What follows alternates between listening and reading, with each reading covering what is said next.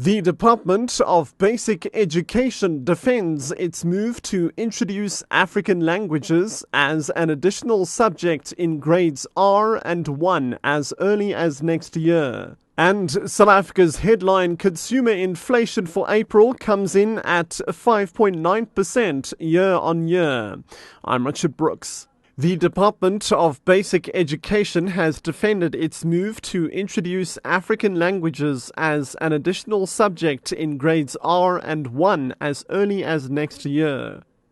The department argues that the plan is geared towards promoting multilingualism and social integration. However, some experts and parent bodies have criticized it, saying while the strategy may appear noble on paper, the department lacks the capacity to sustain it. The department's Panyaza Sufi. The reality is that the system is already implementing the same policy that about 80% of our schools, which are previously disadvantaged schools, they already have 3 languages. They've got English, Afrikaans, and a home language. We are quite surprised when people say we are not ready. So we're not doing this thing for the first time or in isolation. We've done a try test with African languages. Is mainly province-based, where you find that a language is predominantly in a certain province, and that province has been put in resources to mitigate against any problem that they might have. So as a department, we are quite ready on this thing. It's a very important resolution. It's a resolution that we believe that must be implemented. South Africa's headline consumer inflation for April has come in at 5.9% year on year, the same as the previous month. The April figure is above market expectations, as economists had expected inflation to ease to 5.8%. Stats SA says on a month-to-month basis, inflation slowed to 0.4% compared with 1.2% in March. Food price inflation increased slightly from 5.7% in March to 6.2% in April. COSATU has warned that it plans a total shutdown of Gauteng's highways during its upcoming protests against the planned e-toll system.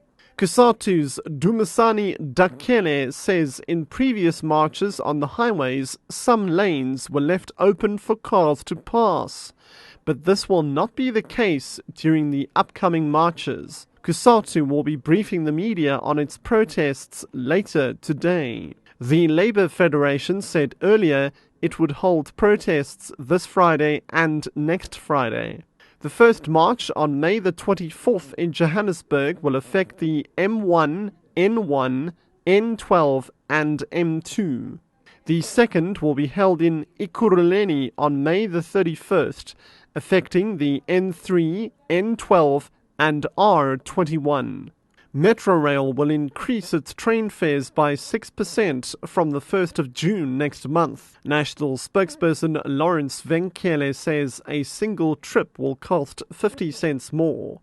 Weekly commuter ticket holders will have to fork out 3 to 4 rand more. Monthly commuters will pay between 10 and 25 rand more depending on the distance of their trip. Venkele says the price increase is driven by a decline in government subsidy and an increase in the cost of energy. That is why, therefore, we always make sure that Metro Rail remains the cheapest form of transport. And this is why, as I was indicating, that this fare increase only factored in the upward inflationary pressures while making sure that the Metro Rail remains the most affordable mode of transport for our daily commuters.